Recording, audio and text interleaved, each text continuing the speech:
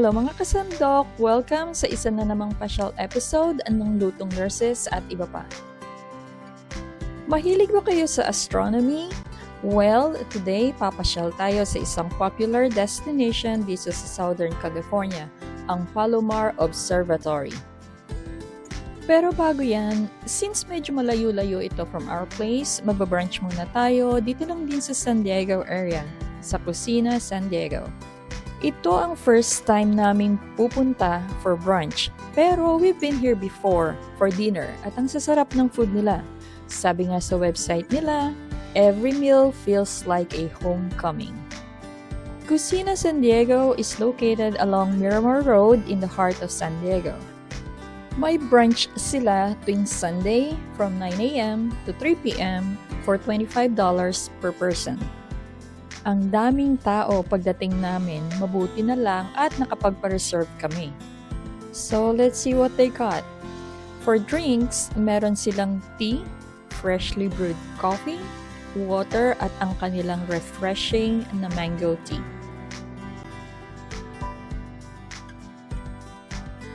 Sa food naman, ito ang kanilang lineup. Dinner roll with ube spread, rice, pansit at fried rice, ube pancake, pritong itlog, daing na bangos at danggit, lechong kawali at stir-fry na green beans, tocino at longganisa, menudo at chicken, champorado at churros, at ang kanilang masarap na kare-kare.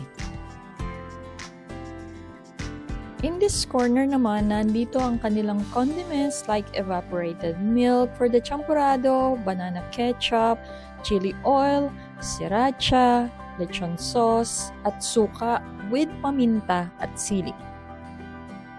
The very last one ay ang kanilang arroz caldo na pwede ninyong timplahan ng lime at fried garlic. Ngayon, interviewin natin si Kasandok. Nakailang balik ka na eh? Apat. Kukuha ko ng arroz caldo. Susulitin mo. Sulit talaga. 25 ba?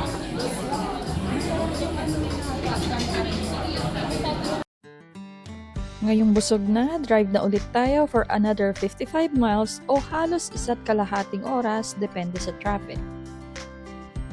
Ang Palomar Observatory ay matatagpuan sa Canfield Road, Palomar Mountain, dito sa North San Diego County, dito sa California.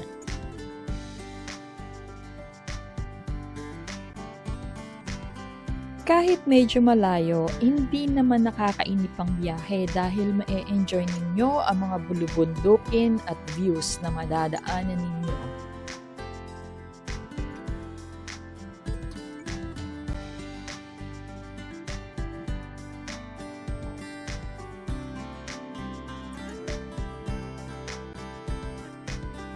Driving to Palomar Observatory, madadaanan ng Harrah's Resort of Southern California kung saan nandun din ang Hell's Kitchen ni Gordon Ramsay, the largest in the nation and California's first that now earned the 2025 Diner's Choice Award.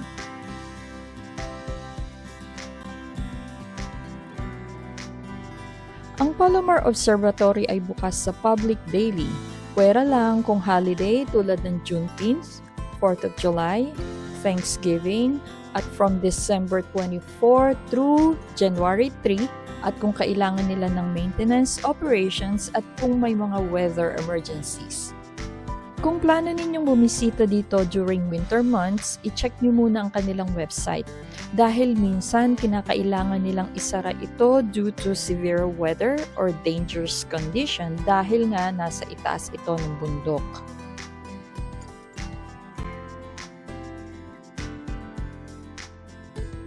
Inabot ng uhaw ang driver, kaya stop muna tayo dito sa Palomar Mountain General Store bago tayo ulit bumiyahe.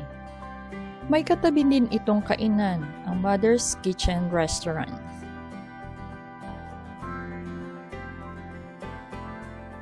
Inside the store, meron silang snacks and drinks at mga camping necessities.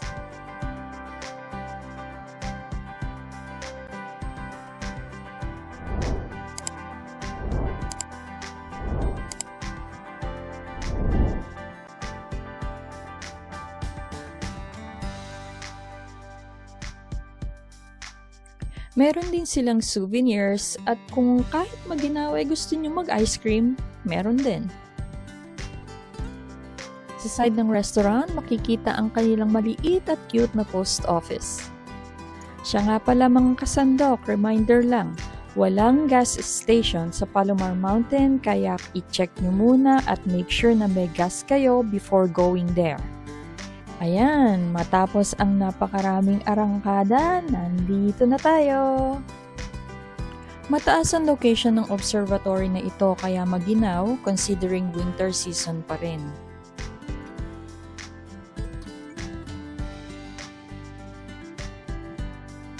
Mula parking, lalakad pa tayo papunta sa observatory. Ito ay bukas 9 a.m. to 3:30 p.m. Pacific Time.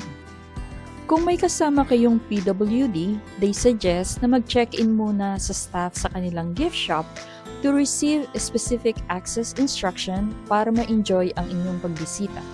Since ang location nga nito ay 5,598 feet above sea level, may chance na medyo ma-feel ninyo na mag-shortness of breath kayo.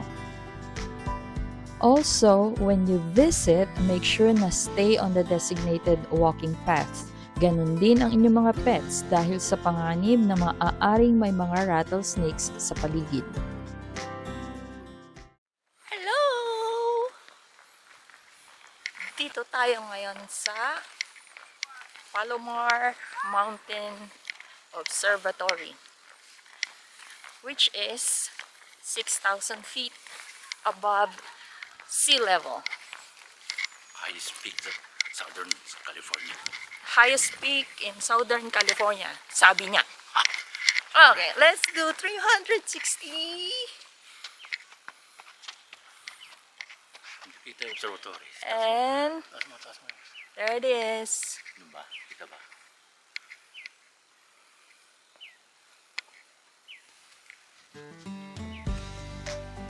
Pagpasok sa mismong observatory, bubungad ang imahe ni George Hale kung saan ipinangalan ang 200-inch telescope dahil sa vision at leadership niya. Papuntang Visitors Gallery, kailangan ninyong umakyat ng hagdan mga 70 steps. Unfortunately, wala silang wheelchair access pero again, pwede muna kayong makipag-ugnay sa staff sa gift shop nila on how they can assist you. Ang Palomar Observatory ay sentro ng astronomical research na pagmay-ari at operated ng Caltech or California Institute of Technology. Ayon sa kanilang website, this observatory is home to 3 active research telescopes, ang 200-inch Hale telescope, ang 60-inch telescope, at ang 48-inch Samuel Oschin telescope. At eto na nga ang ating dinayo, ang 200-inch Hale telescope. Dedicated in 1948 at ang pinakamalaking effective telescope sa buong mundo until 1993. Ang telescope na ito ay nag-contribute sa maraming astronomical research that includes sa pag-aaral ng solar system, sa pagsasaliksik ng extrasolar planets, characters ng mga remote galaxies at kung ano-ano pa. At iyan ay dahil sa vision at Caltech founder na si George Ellery Hale. Dahil dyan, ang observatory na ito ay nangunguna sa mga astronomical research since mid-century. Sa kasalukuyan, nag-ooperate ito tuwing clear ang gabi at ito ay isang iconic na facility for scientific advancement, instrument development at sa mga pagsasanay at student training. Dahil nga popular ang observatory na ito, tens of thousands ang mga bumibisita dito from all over the world. At madalas na talagang gustong makita nila ay ang 200-inch Hale telescope na for decades ay pinakamalaking effective telescope in operation. Hindi sila araw-araw nag-o-offer ng guided tour pero welcome naman kayo to look around sa mga designated public areas. Meron silang free Palomar Observatory audio guide na dinevelop nila. Ito ay collection ng mga media and information about the observatory to accompany visitors during their self-guided tour. It is a browser-based kaya ine-encourage nila to bring your smartphones, head, or earphones. Habang nasa site kayo, may free wifi na pinoprovide nila to enjoy the tour. Makikita din dito ang 24-volt war surplus electrically heated suit na gamit noon ni Horace Babcock, ang director ng observatory from 1964 to 1978 sa pagsakay sa Hale telescope to keep warm sa malalamig na gabi. Before leaving the observatory, pumasok kami sa kanilang visitor center kung saan nandun din ang kanilang gift and bookstore.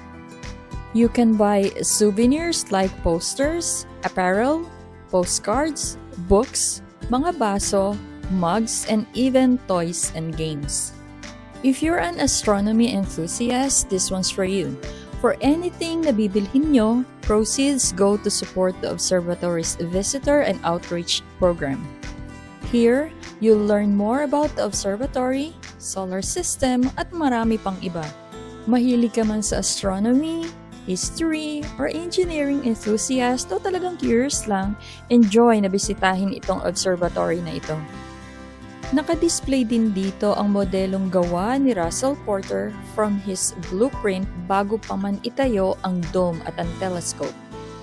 Sa mismong gitna ng gift shop, naka-display din ang isa pang mas malaking model ng telescope at may nakasulat na "Searching the Sky for Dangerous Neighbors." It's 3 p.m. na kaya kailangan nang lumabas ng park. Before heading home, stop muna kami dito sa isang scenic spot na kung tawagin ay The Lookout. This is not our first time here, pero every time na pupunta kami dito, we always make sure na dadaan kami and stop by to see this beautiful view of the valley center. Another spot na madadaanan going back to San Diego area ay ang entrance papunta sa San Diego Zoo Safari Park sa San Pascual Valley, Escondido. At eto pa ang isang magandang tanawin na madadaanan ninyo, ang plantasyon ng oranges at lemons. Left and right, ang daming plantasyon at ang daming bunga. Maganda ang weather dito sa San Diego County, kaya very suitable para sa mga citrus. Ang iba sa mga farms dito ay nag-o-offer ng seasonal U-Pick experiences. Citrus season ay typically runs November hanggang April kung saan yun ang panahon na very fresh ang flavors nito.